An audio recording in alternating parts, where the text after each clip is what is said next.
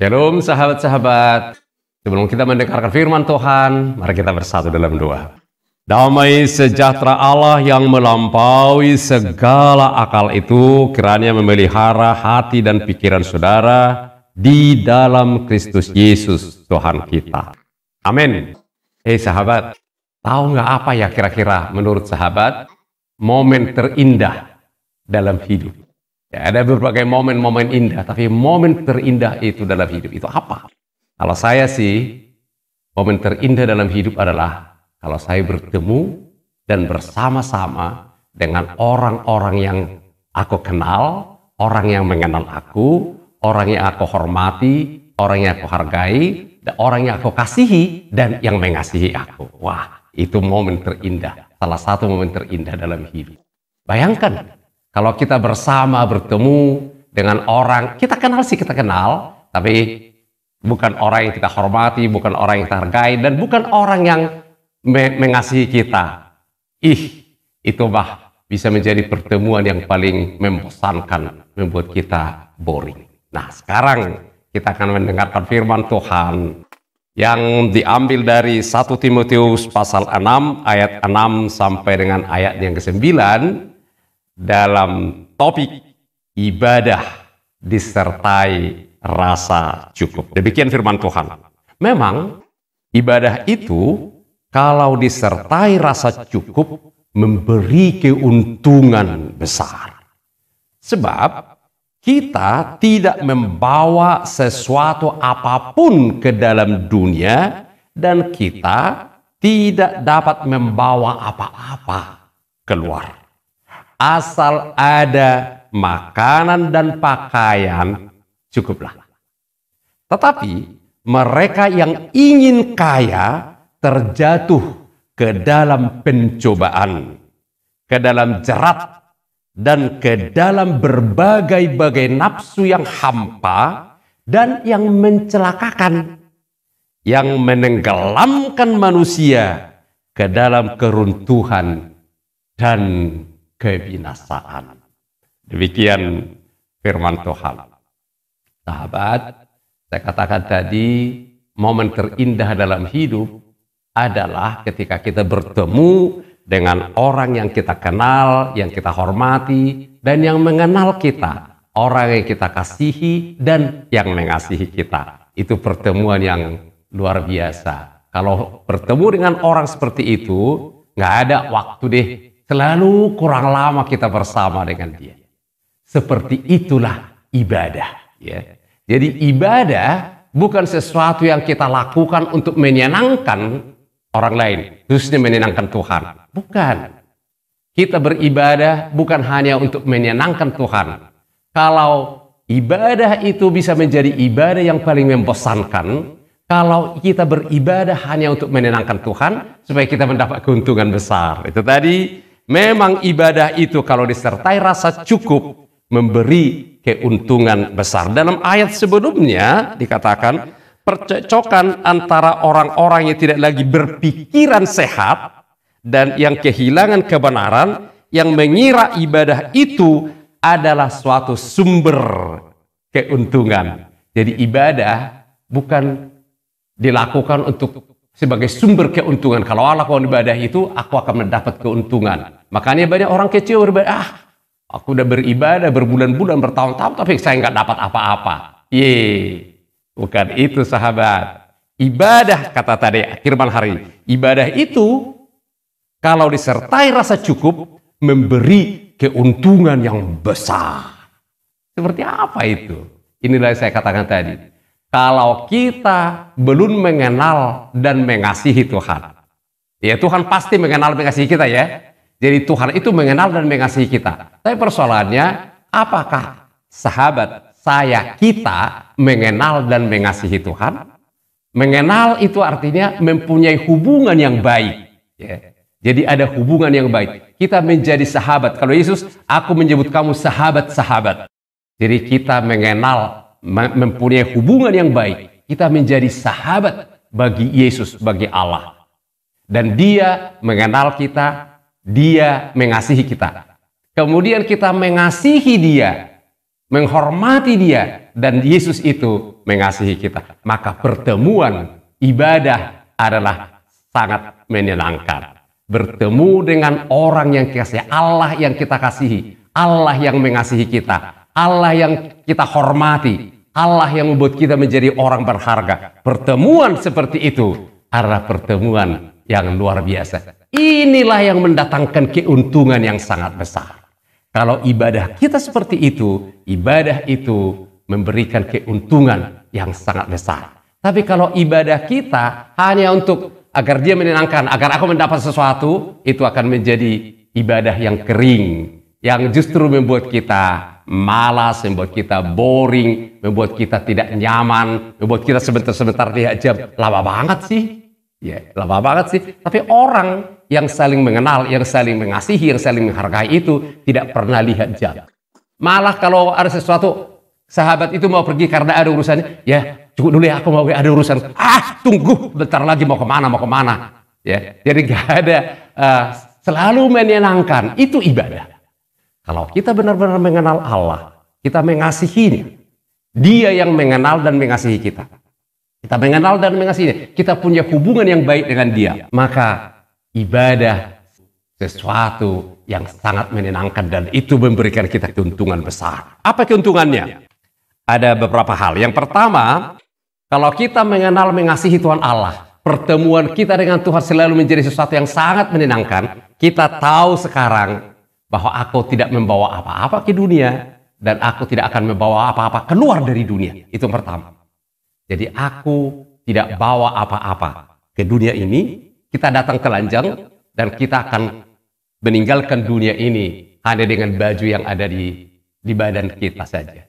Jadi kita tidak bawa apa-apa datang ke dunia, kita tidak bawa apa-apa keluar dari dunia. Hanya orang yang betul-betul mempunyai hubungan yang baik dengan Tuhan, mengasihi Tuhan yang mengasihi kita.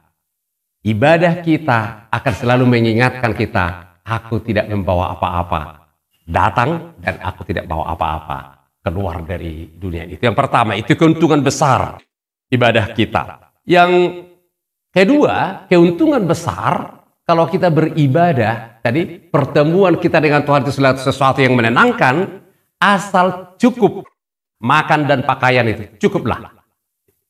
Jadi aku tidak perlu, kalau bertemu dengan sahabat, nggak perlu pakai pasang gaya dulu, ke mana? Ke salon dulu. Nggak perlu.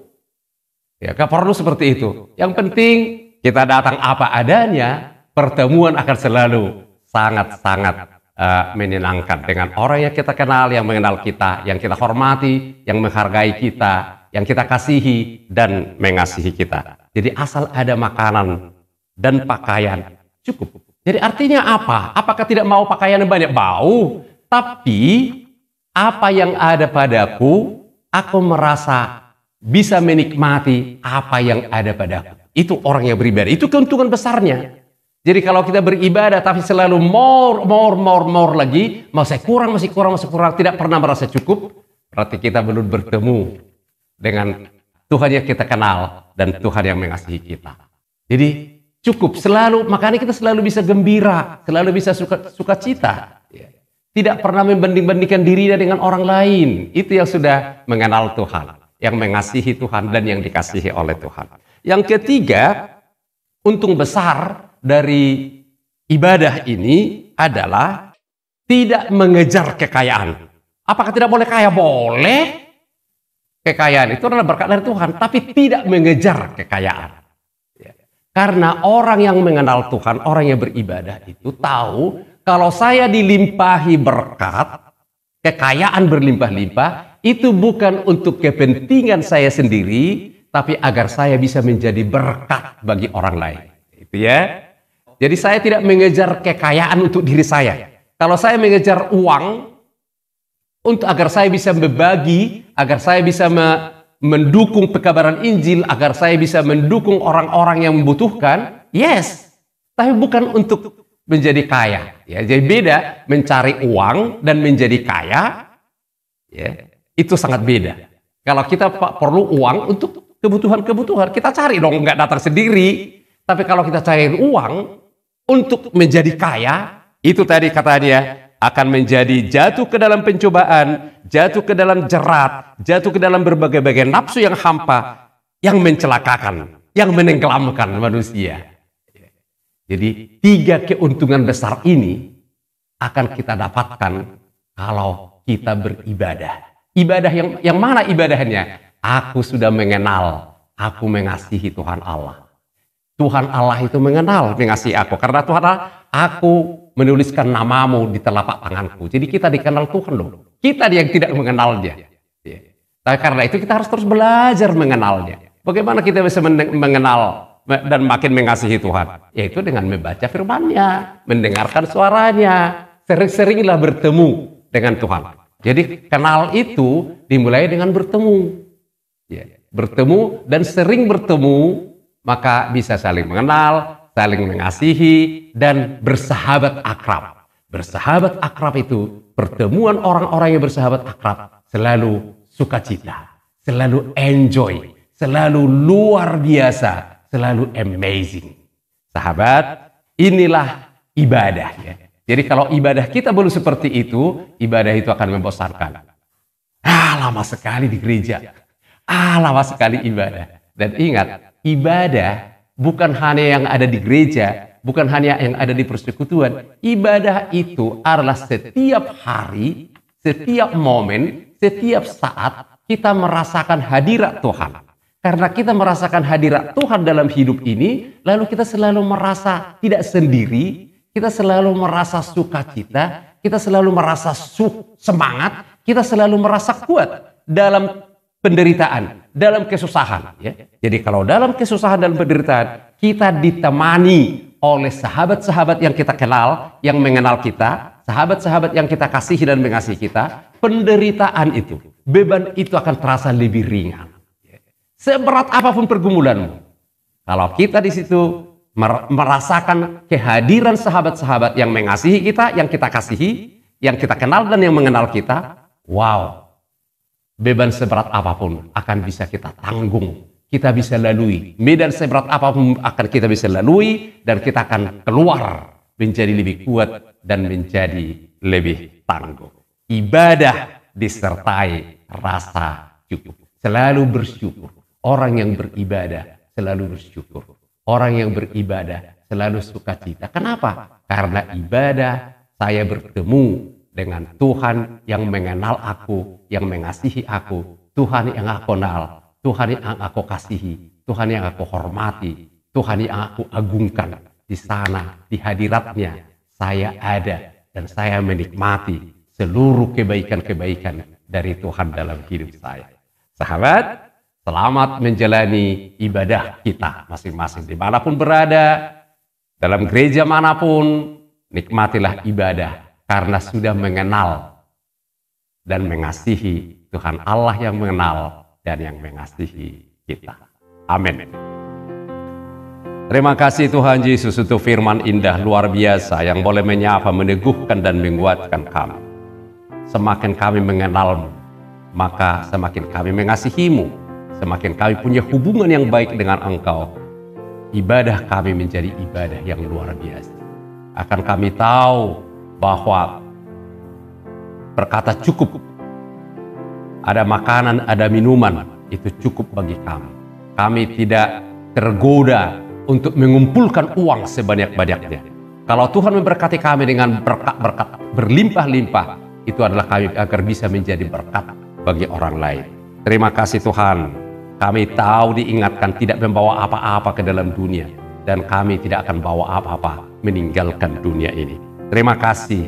Kami tidak lagi tergoda menjadi kaya. Kami tidak tergoda mengumpul duit, mengumpul uang, mengumpul harta untuk diri sendiri. Dan kalau Tuhan memberkati kami harta berlimpah, itu kami pergunakan untuk melayani Tuhan dengan melayani orang lain. Hidup ini menjadi ibadah yang luar biasa. Terpujilah nama Bapa di surga. Dalam nama Yesus yang mengenal mengasihi kami, yang kami kenal dan kami kasihi, kami telah berdoa, bersyukur dan berserah. Amin. Shalom sahabat. Selamat menikmati hidup bersama Tuhan yang kita kenal, Tuhan yang kita kasihi, Tuhan yang mengenal, dan Tuhan yang mengasihi kita.